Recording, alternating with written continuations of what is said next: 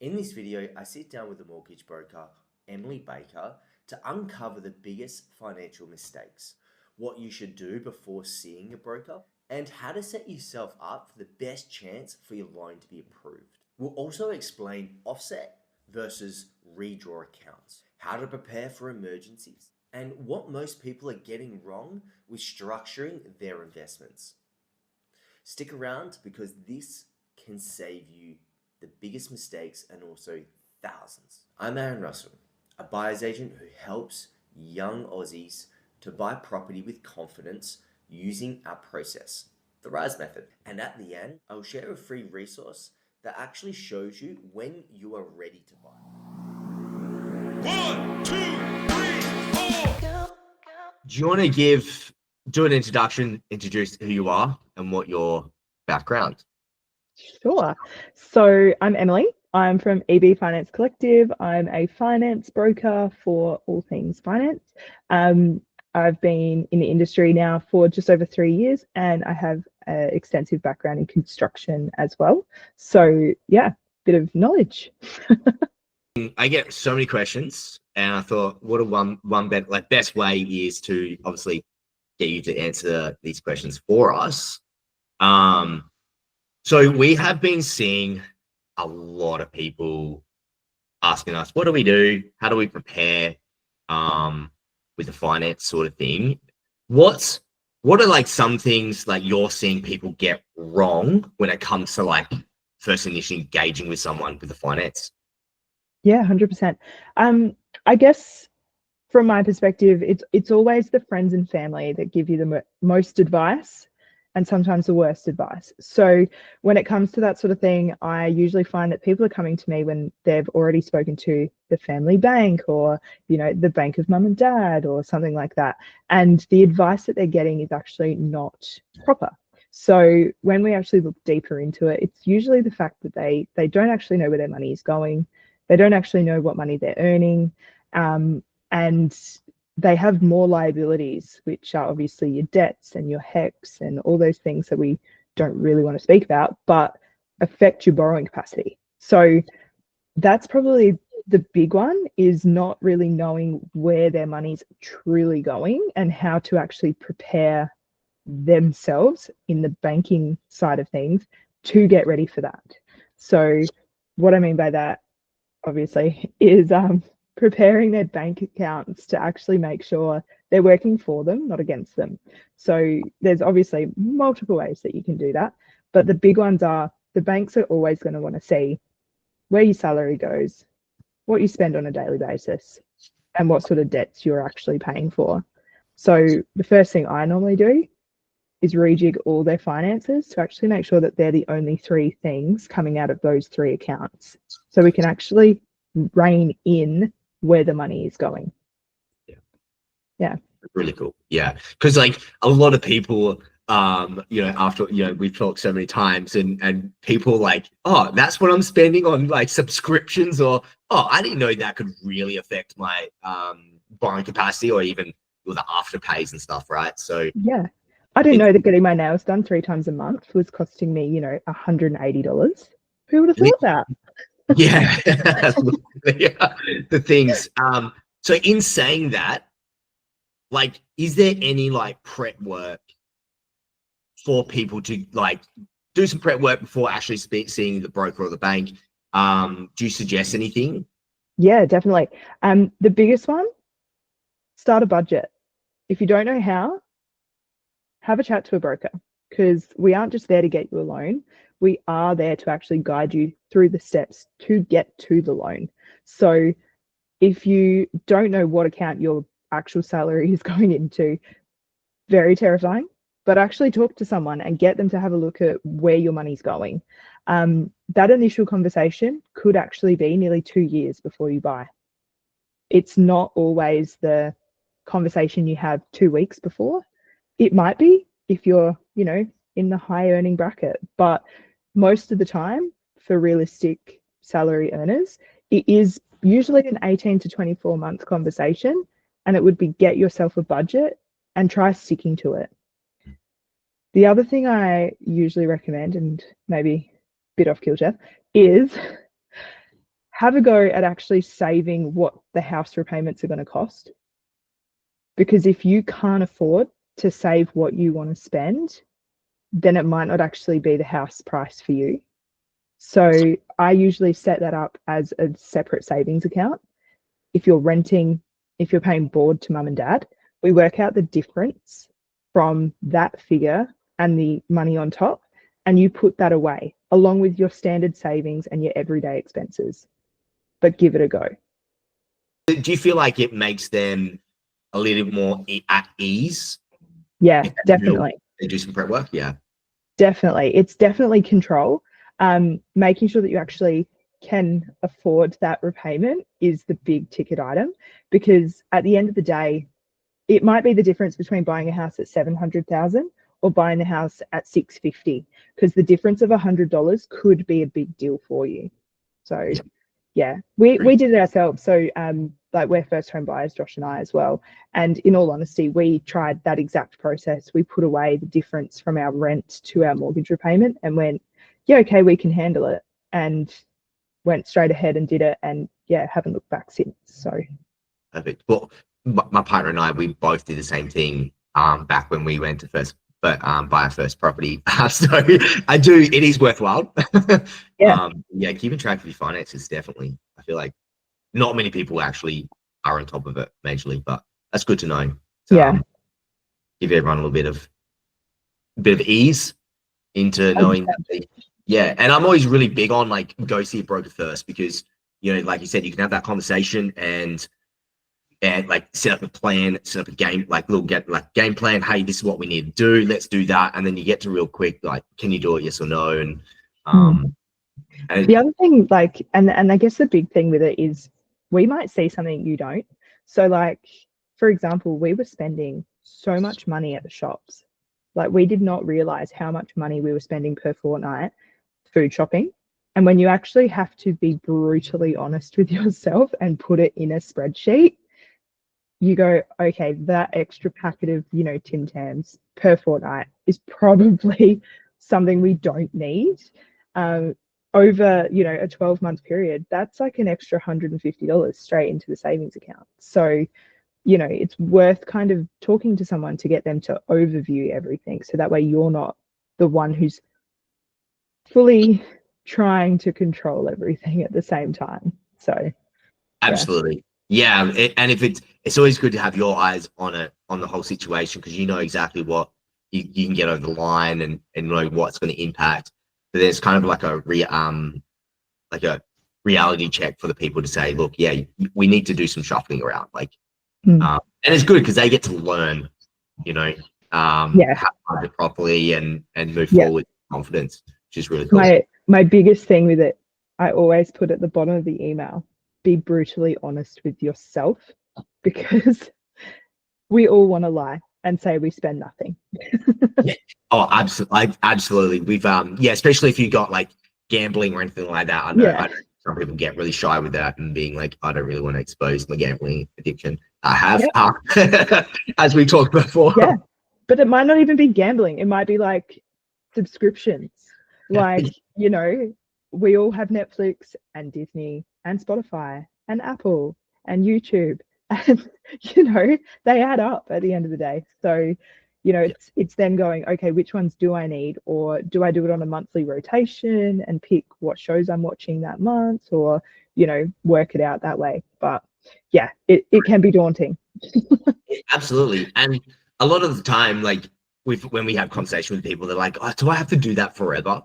Or like, do you know how we like doing the budgeting? It's only really just to get the finance over the line. Yeah. Right. The line is always, is this for life? And you go, no. Do you want a house? Yeah. Then it's for the life of this process. So exactly. Once you've got the keys, you can do what you want. Yeah, absolutely. Until you come back to me the second time. Yeah, true, very true. Yes, it's always very true. Gotta do it every time. Awesome. So some of the things we've had some conversations with some clients is about like the offsets and redraws, right? And I know for myself, you get like some one will benefit you and the other will benefit you depending on the situation, right? We'll be able to just like break the difference down on this? Just something Yeah. simple for people to understand. Yeah, definitely. So the easiest, simplest way that I explain this to clients is an offset account is like a savings account. An offset account will reduce your interest. A redraw account is paying money off the principal of the loan. So the money you've actually borrowed. Out of those two accounts, they both have flexibility, but the offset is the slightly more flexible account because you will have access through a debit card of some kind, whereas a redraw, sometimes you actually have to call the bank to access the money. So offset, savings, redraw, additional repayment. True. Yeah.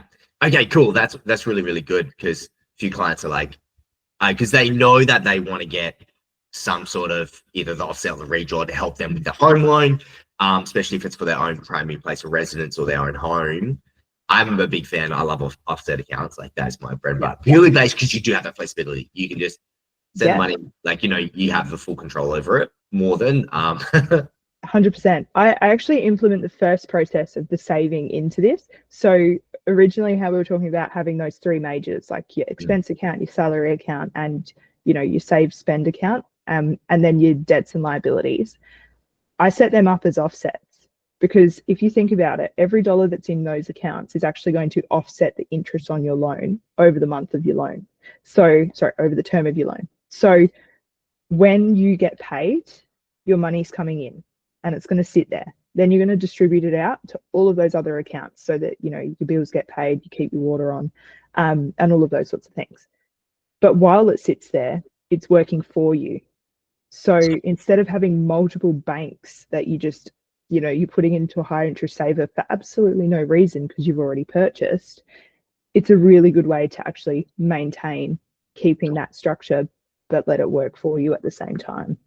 Absolutely. And, you know, if you're on monthly pay, right, and you put that into your offset account, because interest is calculated daily with mortgages, right? So, yeah, if you get paid monthly, right, that's a huge amount. And then over the next few days, you know, you're slowly distributing the money out. It actually does a better job working with you instead of against you. And then I'm a mortgage broker that doesn't mind a credit card. I know I'm probably like the very, very rare kind. But the reason is I use one. So, you know, in our industry, getting paid monthly is quite common.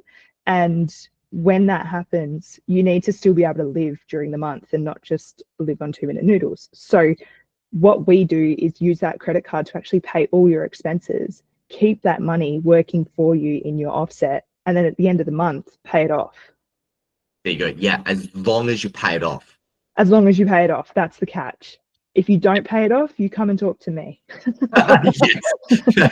I've been in that trap before years ago, and honestly, it took a while to get out of that trap. And then the credit card stuff, if you're not in 100% control and strict and disciplined, yeah, you can get in a lot of strife.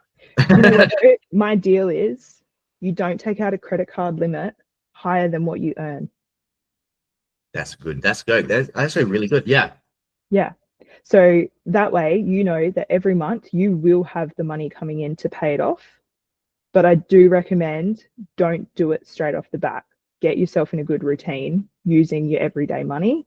And then if you do need that little bit of help, a credit card is good. So yeah, not a $50,000 or $20,000 credit card limit. Yes.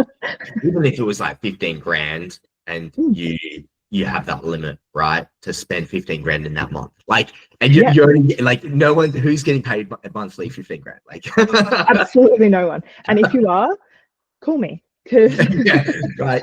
Yeah, if you're in that category, yeah, we want to know you. yeah, absolutely. So with that, right, like obviously in the last few years, we've seen so many, like we've seen hardship, right? And we've seen a lot of people go, oh, like I didn't expect anything. Or we had a situation with some clients where they didn't like they had no fallback whatsoever. So I just wanted to get your opinion on this. Like, do you have any things, like you say, are mandatory with clients to say, look, you got to have your buffers, or do this to help you just in case emergencies do happen or a pandemic. Yeah, definitely. I'll never ever say to someone, put in every dollar you've got. I think it is always good to have a buffer, $5,000, $10,000 when you're purchasing. It's always good to have that leeway. In a savings situation, I would always recommend keep $5,000. When I do a savings session with a client, we actually have what we call emergency funds. I call this my OAT fund, because at the end of the day, you need money for emergencies. So, you know, the fridge blows up. What are you going to do? Yeah. You know, you can't just go to the good guys and go, hey guys, I've just taken out a Latitude card, because most of the time you're using a lot of your borrowing capacity to do that. And those sorts of cards will detriment everything. So you need to have cash. Cash is king. So when it comes down to the end of the day, there's also things that we don't think about, like parking fines. True. No one wants them, Yeah. but we get them. Yeah. So I would always say, you know, work out what a minimum kind of emergency fund looks like. The other reason I create this is, in that emergency fund is Christmas. Now, I love Christmas, but it gets to November and I go, I have no idea what I'm going to spend on everyone this year, because I have not put money away, even though I said I'd buy it all on end of financial year sales, and I never do. So I always say to people, work out what your budget is for Christmas and add that to your oh no fund, because at the end of the day, if you don't have that money put aside as well, the fridge blows up, you get 3 parking fines in December, and then you've got to go buy a present for mum and dad, but you can't afford it. They're the ones disappointed on Christmas Day. Yeah, absolutely. Yeah. Yeah. So And that's really cool, because like we, you know, some like, because we love working with families, right? And so a few of them, they'll have like so many different bank accounts, and then you're like, why? Why have so many big different bank accounts? You can put it into your offset. At least do that. My thing is, like, with investors as well, I'm very strict on it, and I say to people, you need at least over 20 grand in cash sitting somewhere, preferably in an offset. But 25 grand, like 20 to 25 grand is pretty good buffer. Like you said, like what happens, hot water system. Now, depending on what system, my father used to be a gas fitter, and like the cost of that terrifying. Is, ouch, right? Yeah. But who has that money? No one, right? So we've seen a lot of people fall into that trap of they've got no money because they've never saved for it, or they never put it away for emergencies. But you do need it. That's really good. I guess the other thing is too, like, people, especially over COVID, like you're saying, took out debt. And the big thing is debt. Everyone's scared of it. Everyone worries that, you know, we've got, you know, a car loan and a personal loan, and I've got a $15,000 credit card that I went, yeah, I'll pay that off, and I never did. Then they've got their afterpays and their zip pays and all of that. It's not real money. The bottom line is it's not real money. So the other thing to look at is, yes, having 25 grand, 100%, I agree. As a first-time investor, you need that buffer, because you don't know what's coming up. And if you already have your property and then you're dealing with a second property, you need to have it to cover both. So, you know, 10,000 just over per property, 100%. The catch with the debt is, though, as long as that sits there, you're never going to have that 25 grand. So the plan of attack would be minimize your debt to increase your savings, but utilize your offset to increase your savings. Yes. Right? Absolutely. Yeah. So yeah, look, it's one of those things, everyone wants 25 grand up their sleeve, but at the moment I understand it's not doable. Great. But yeah, if you aim 10 per house, it's not as hard. Absolutely. Yeah. Squash the debt. That's absolutely, figure out where you can put your money to better use. The other thing that the buffer is really handy for is the things that people forget about, like your council rates and, you know, all those little nitty gritty things that we all go, oh, we have to pay for that. Like sewer and water connection, who knew that that was quarterly? You know, Yeah. if you're a first-time investor, you've lived with mum and dad forever, the water does not just turn on when you turn on the shower. So Absolutely. Yeah. Absolutely. And then you got your connection fees also to begin with to add everything on. But yeah, absolutely. People forget about that. They're like, oh, just, you know, so many people are like, oh, actually, yeah, my rates just came in. Oh, crap. yeah, Where am I going to find the money for that? You do know, you have a payment plan? yeah, I wish. How good would that be? Financial hardship. Sorry. No. Okay. Yeah. No, it is very important to have them buffers because yeah, we see a lot with it. As promised, here's the free bonus. If you want to know where exactly you stand right now, start with a free 60-second property readiness score. It gives you the clarity that you need for your borrowing position. How ready are you to buy? And what steps to take next? You'll find the link in the description below.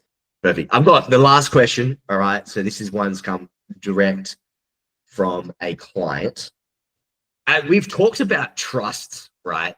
And like you've done them before and stuff. But how does someone go from I don't know nothing about structures to finding the best structure based on their criteria, right? And let's say this is for an investment purchase. Say like someone goes, I don't really want to purchase my own name. How would you would you be able to run me through it? Yeah. What would your process look like? Yeah, definitely. Look, first I have to disclaimer, obviously I can't give financial advice as a broker, but there is obviously things we can talk through. Obviously the structure set up, the way that it actually runs has to be done by an accountant and financial advisor, purely because we don't want to put a client in a position where they don't understand everything, and the ins and outs of that process need to be done by the professional who creates that process.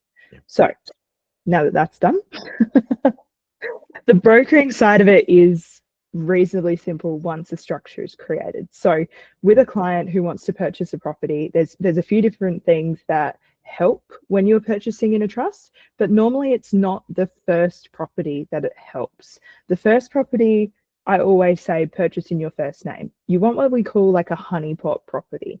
The honeypot is the one that's going to build good capital growth. It's going to give us the equity. It's going to get us to where we need it to be. Yeah. Property number 2, that one is the property to purchase in a trust. The reason being, you still have to be able to service both loans, but the benefit of it is by the time you move to property number 3. Right. So it's a growth process. It's not a quick process. So with that second property, when you're purchasing, obviously you want it to be in the trust. You want it to be as neutrally geared as possible, purely on the fact that you want that income coming in and coming out. You don't want anything sitting there. When it comes to that next purchase, this is where things get fun. So there's a few lenders that will actually take that second property and completely remove it from your borrowing capacity. Now, I'm going to throw another disclaimer in here. I will only do this with my clients if they have the capacity to still manage these loans. Because Correct. Despite the fact that you're removing one, there is still an element of making sure the client does have their best interest at heart and making sure that we're looking after their entire scenario, not just buying more property for the fun of it. So property number 2, you've purchased that in a trust. Now, property number 3, we get rid of property number 2. That disappears. So then you're back to number 1, our honeypot. Yep. Property number 3 in a separate trust again. Now, with these trusts, there's obviously fees and charges and all those different weird and wonderful things that we know about. Oh, yeah. But accountants go through that. So we leave that to them. They're the specialist. When it comes to that third one, though, you then have property number 1 in your personal name, property number 2 in a trust, and property number 3 in a separate trust. This then starts your portfolio. Now, obviously, those other 2, we want them neutrally geared. Property number 1's probably tapped out in equity at this point.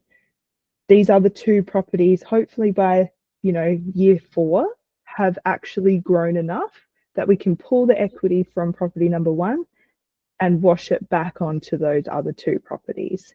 Yep. And free up our honeypot to go again.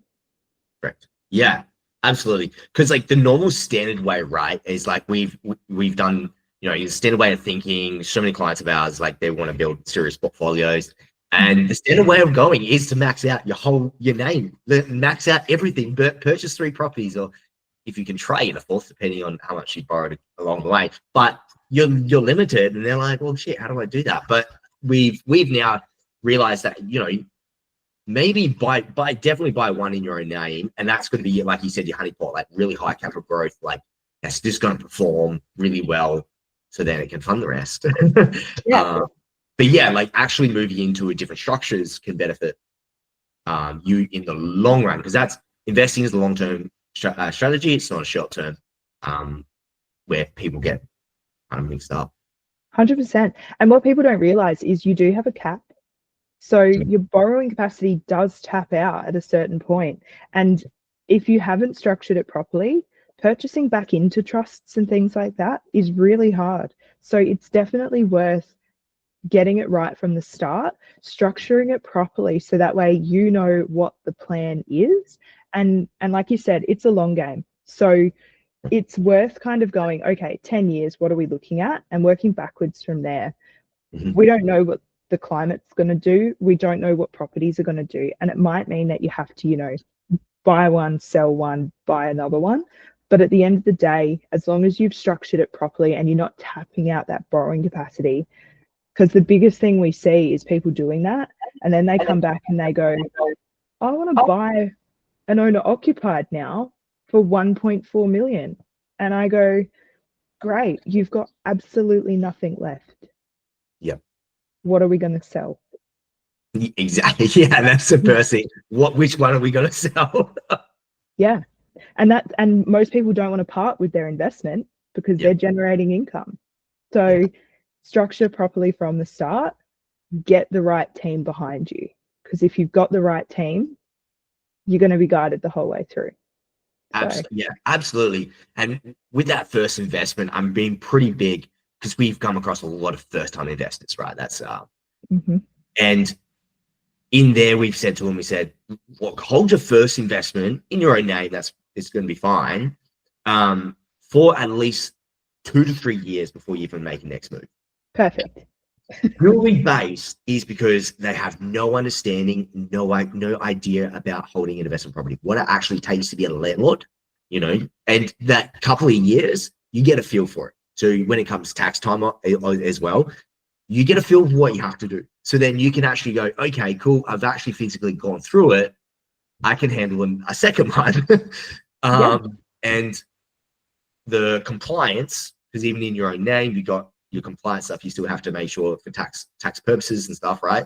But you don't know until you actually go through it. So we're like, a couple of years, make a decision afterwards. And in that, if you buy in a high capital growth, in a couple of years, you've got plenty of equity to play with as well.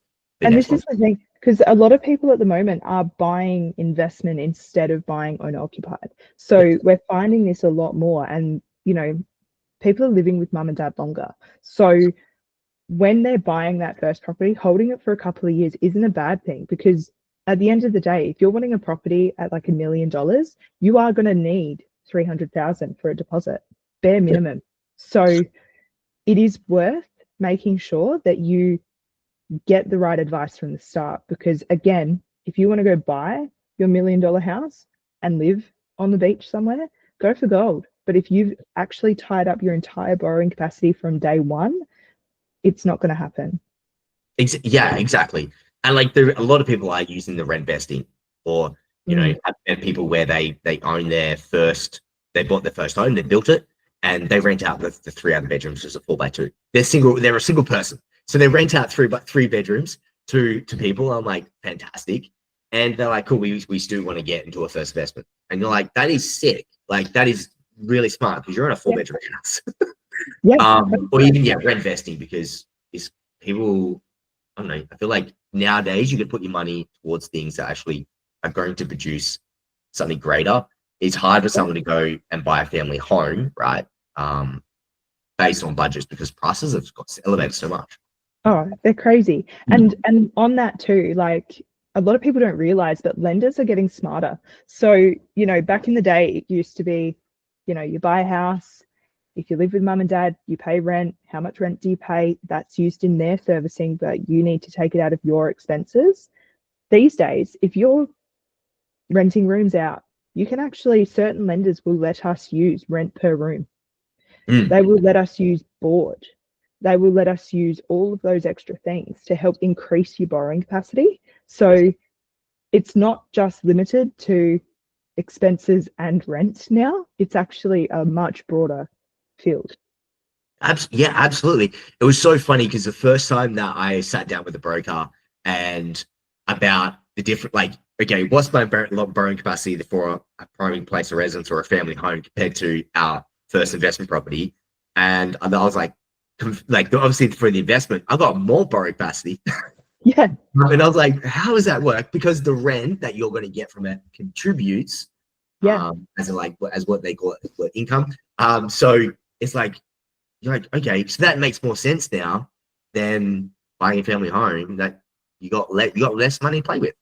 100%. I'm all for it. If you can't get into the market because the prices are too high, it is 100% worth looking at the renting space and the investment space, because like we've said, if you set yourself up properly, you will actually succeed.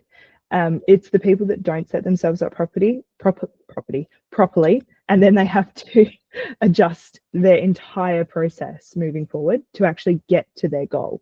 So I've got clients at the moment where we're actually on like a 5-year process. So, we've purchased house number 1. We're waiting 2 to 3 years to purchase house number 2. And then we're going to use the combined equity from those 2 to purchase for 1.9 moving forward.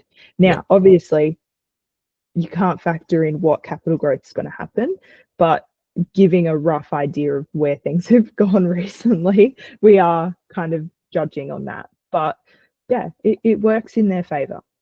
Absolutely. And I think people are realizing it slowly, but I think it's the way to move forwards is you can still buy your family home, and that's what we're doing. We're building that investment portfolio first, so then we can just use that equity and just just place it. If we have to sell one, fine, whatever, but we can go buy an actual family home, which is going to be, once we buy a family home, we're never going to sell again. That's going to be traditionally, how we'll be there until we retire. So we're going to do that and fund it, because the price point is we factored in is we can't do that now. So 100%. not actually. Well, and the thing is, that's very rare as well. People around my age aren't buying their forever home. They're buying their 5 to 10 year plan. So what you've just said is so rare. And, even Josh and I, we're looking at our property, we're going, yeah, cool. How much equity do we already have? It hasn't even started yet, but we are definitely considering, what's our next step? What's our next process? How do we look at this? And that's where we're at.